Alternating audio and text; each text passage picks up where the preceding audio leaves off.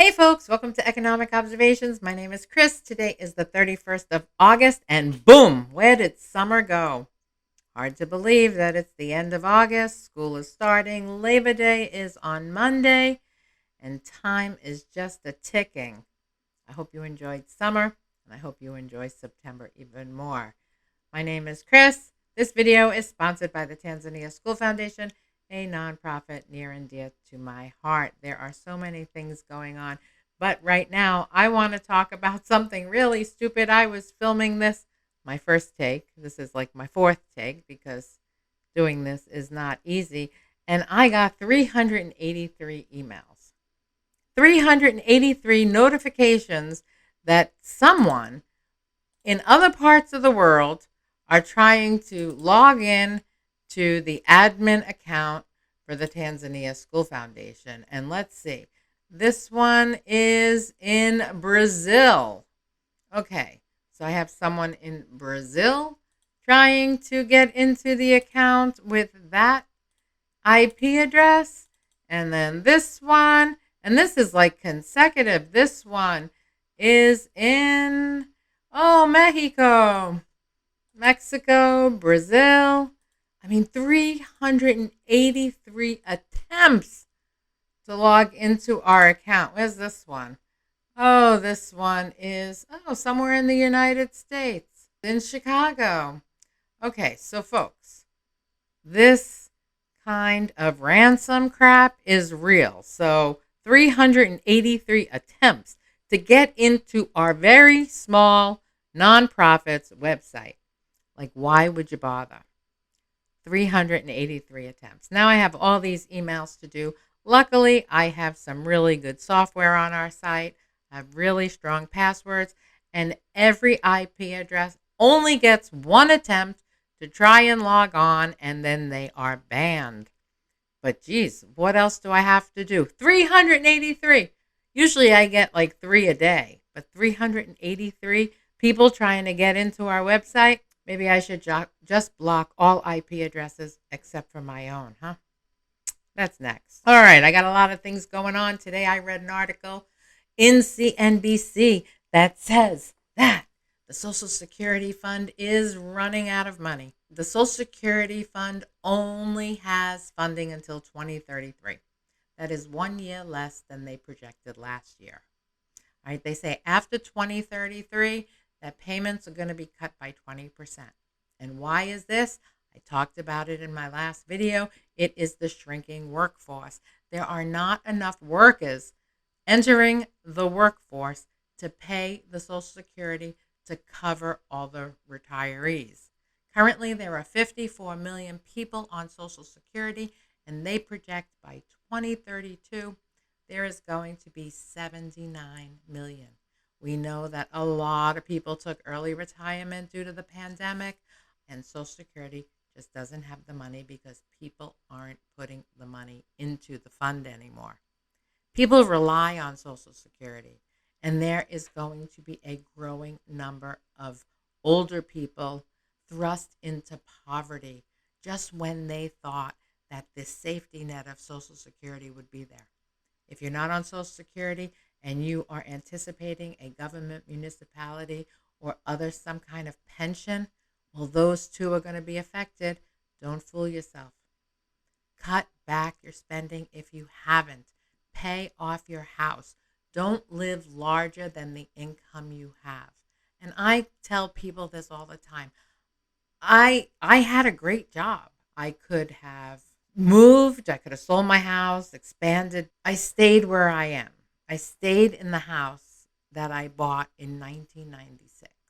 And I'll probably be in this house until I die. I can't see myself going anywhere with the price of everything going up, and especially if Social Security gets cut. But you need to pay off your house. I was talking to a guy on Friday, and he was telling me how he refinances every 10 years and takes the equity out of his house so he can take his family on vacation, so he can go out for nice dinners, so he can have new cars, and so he can live this life that he really shouldn't be living.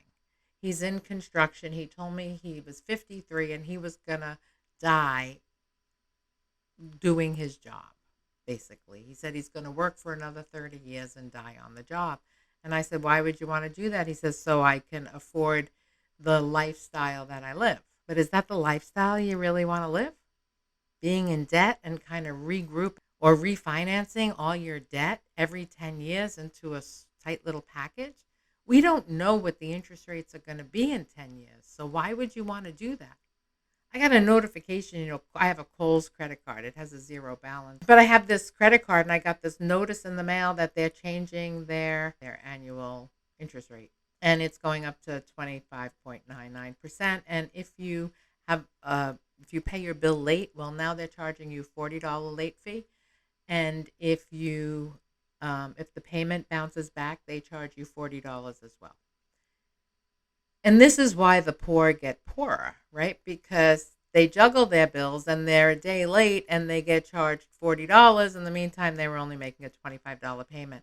This is not advisable. Just pay off your debt if you can. There's no reason why anyone should be paying 26% interest. Another thing I was reading, this is really scary. Key findings. 80% of Gen Z investors took out debt to invest. A survey of over 2,000 people. Out of that 1,000, it found that 40% of investors took out debt to invest, with younger people most likely to do so. When asked why they were borrowing money to invest, like 80% of them said for retirement. And while you should invest for retirement, and everyone should have their own Roth IRA or IRA or some kind of 401k if you're employed, dollar cost average, utilize the match from your company and save something. Because we don't know, these Social Security and these pension funds just may not be there. They just made promises that were unrealistic. And just because the government is in so much debt doesn't mean that we should be too. I know it's the American way, stimulate the economy, buy. And leave it to other people to do that. But if you're watching this video, you shouldn't be doing that. You need to be smarter with your money. And then when you pay off the debt, you'll have money to invest. You'll have money to put in places that you never dreamed of, instead of trying to keep up with $40 late payments and 25% interest. Pay off your house if you could. We all need a place to live. Your house is not an ATM machine. It's not to be refinanced every 10 years to take the equity out so you can live. Instead of going on that big fancy vacation, take the family camping. Go visit some friends. Do it on a dime. Yes, everyone needs to get away now and then. But there's no sense going into debt for past enjoyment. I mean, it's not even like you'll utilize it in the future.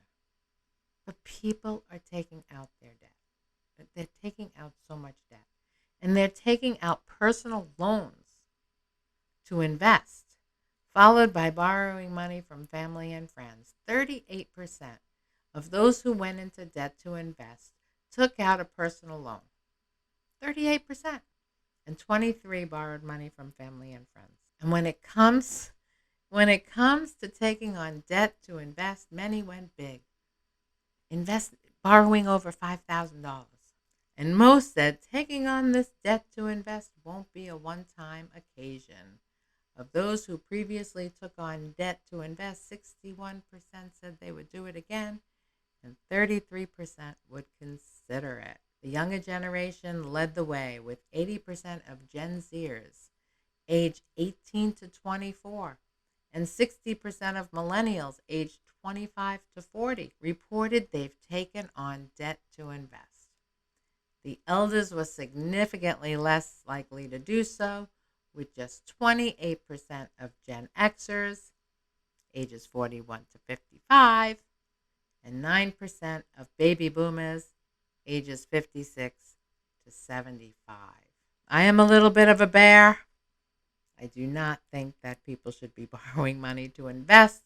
Especially in cryptos. Do not do that. It is way too volatile, and you will have to make loan payments whether or not the crypto you bought is performing well or well, not so well.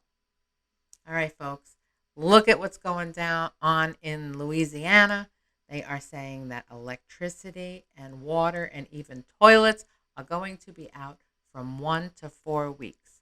There is no reason why any of you watching should not have extra water and extra food, maybe an extra propane tank, some solar panels, so you can get through something should anything like that happen in your area. All right. I always appreciate you for watching. Thank you so much. Call someone, tell them you love them. I will be back for another talk soon. And thank you, as always, for watching. Have a great day.